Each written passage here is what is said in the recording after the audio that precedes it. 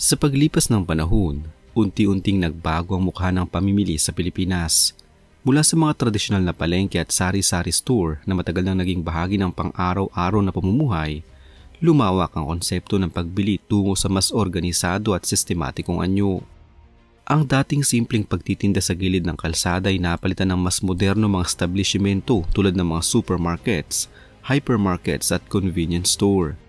Kasabay ng pagbabagong ito ang pag-usbong ng iba't ibang uri ng retail na naglalayong tugunan ang iba't ibang antas ng pangailangan ng mamimili. Sa gitna ng pagbabagong ito, isang bagong pangalan ng mabilis na umalingaw sa kamalayan ng publiko, ang OSave Supermarket.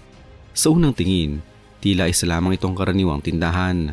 Ngunit sa masusing pag-unawa, makikita na ito ay produkto ng mas malalim na pagbabago sa ekonomiya, kultura at gawin ng mga mamimili sa Pilipinas.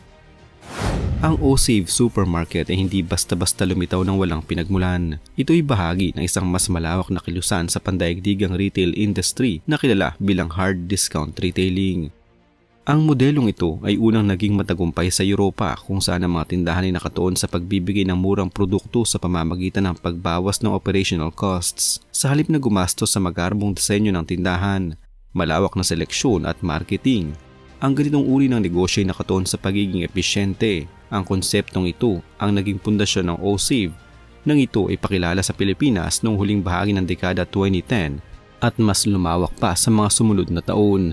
Ang nasa likod ng OSave ay hindi isang simpleng negosyante lamang, kundi isang organisadong grupo o korporasyon na may karanasan sa retail sa iba't ibang bansa.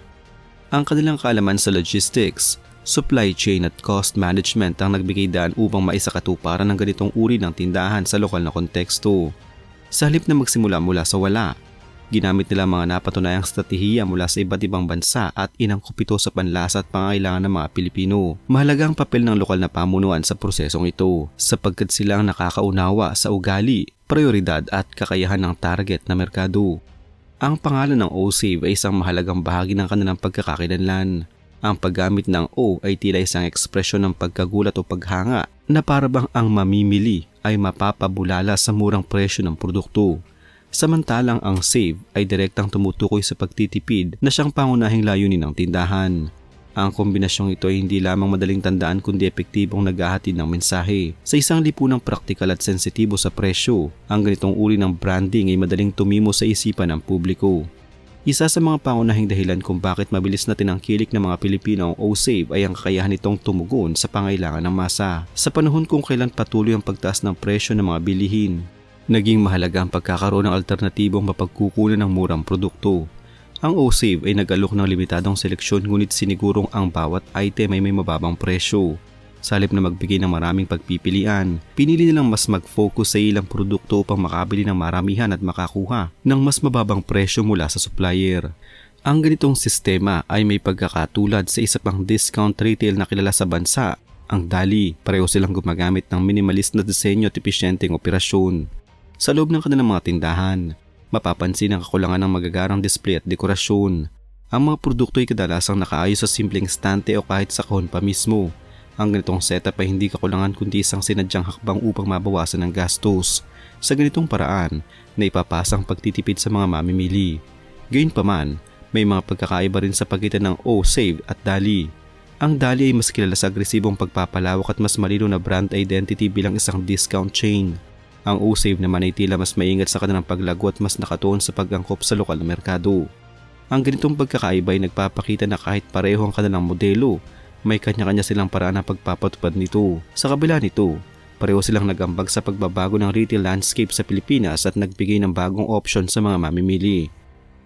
Isa sa mga madalas pag-usapan tungkol sa OSave ay ang pinanggagalingan ng kanilang mga produkto. Ang kanilang supply ay nagmumula sa kombinasyon ng lokal at international na mga manufacturer.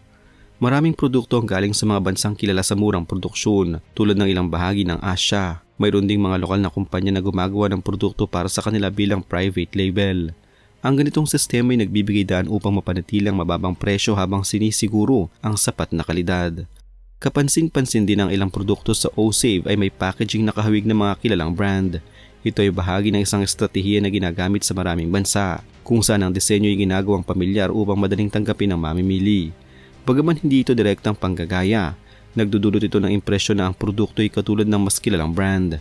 Para sa ilang mamimili, ito'y nakatutulong upang magkaroon ng mas kumpiyansa na subukan ang produkto. Ngunit hindi rin nawala ang mga issue at kontrobersiya na kaugnay ng ganitong estratehiya. May mga kritiko na nagsasabing ang kahawig na packaging ay maaaring makapanlin lang, lalo na sa mga mamimiling hindi masyadong mapanuri. Mayroon ding mga tanong tungkol sa kalidad ng ilang mga produkto, lalo na kung ito'y masyadong mura. Gayunpaman, may mga mamimili rin na nagsasabing nasiyahan sila sa kanilang binili at handang tanggapin ang kaunting pagkakaiba kapalit ng mas mababang presyo. Sa paglipas ng mga taon, patuloy na lumalawak ang presensya ng O-Save sa iba't ibang bahagi ng Pilipinas. Mula sa ilang tindahan, ito'y naging dose-dose ng sangay na natatagpuan sa mga lungsod at bayan. Ang kanilang estratehiya ay unti-unting pagpapalawak na nagbibigay daan upang masubukan ang merkado at maiwasan ang labis na panganib. Sa ganitong paraan, napapanatili nila ang kalidad ng kanilang operasyon habang patuloy na lumalago. Sa kasalukuyan, ang O-Save ay isa ng mahalagang bahagi ng retail sector sa Pilipinas. Hindi man ito kasing laki ng mga tradisyonal na supermarket chain, mayroon itong sariling niche sa merkado. Ang kanilang target na mamimili ay ang mga praktikal at naghahanap ng murang alternatibo. Sa ganitong paraan, nagiging bahagi sila ng pang-araw-araw na buhay ng maraming Pilipino. Kung susuriin sa mas malawak na konteksto, ang pag-usbong ng O-Save ay sumasalamin sa pagbabago ng pananaw ng mga Pilipino sa pamimili. Mas nagiging bukas sa mga mamimili sa pagsubok ng bagong brand, lalo na kung ito ay mas abot kaya. Ang dating matibay na brand loyalty ay unti-unting napapalitan ng mga praktikal na pagdedesisyon. Sa halip na manatili sa isang kilalang tatak, mas pinipili ng mga mamimili ang mas makatipid. Mayroon ding mga bahagyang nostalgia sa karanasan ng pamimili sa O-Save. Bagaman moderno ang kanilang sistema, may pagkakahawig ito sa simpleng pamimili noon, kung saan ang pangunahing layunin ay makabili ng sapat at sa abot kayang presyo. Sa isang banda, tila ibinabalik nito ang diwa ng pagiging praktikal na matagal ng bahagi ng kulturang Pilipino. Sa pagharap ng hinaharap, patuloy na haharap ang O-Save sa iba't ibang hamon. Kabilang dito ang kompetisyon mula sa iba pang mga retailers, pagbabago sa ekonomiya at ang patuloy na pagtaas ng inaasahan ng mamimili. Gayunpaman, kung mapapanatili nila ang kanilang prinsipyo ng pagtitipid at epesyensya, malaki ang posibilidad na patuloy silang lumago at mas maging mahalagang bahagi ng retail industry. Hindi rin may kakaila na ang pagdami ng kanilang uri ng tindahan ay nagdudulot ng mas malawak na epekto sa lipunan. Nagiging mas mapanuri ang mga mamimili, mas maingat sa paggastos at mas bukas sa pagbabago. Ang kompetisyon na dulot ng O-Save at mga katulad nitong tindahan ay nagudyok sa iba't ibang negosyo na mag-improve ng kanilang serbisyo at presyo. Sa ganitong paraan, hindi lamang iisang kumpanyang nakikinabang kundi ang buong merkado. Sa paglipas ng panahon, maaring magbago ang anyo ng O-Save, ngunit ang kanilang pangunahing layunin ay malamang na manatili. Ang pagbibigay ng murang produkto sa mga mamimili ay isang pangailangan na hindi nawawala, lalo na sa isang bansang may malaking bahagi ng populasyon na sensitibo sa presyo. Sa ganitong konteksto, ang O-Save ay may malinaw na papel na ginagampanan.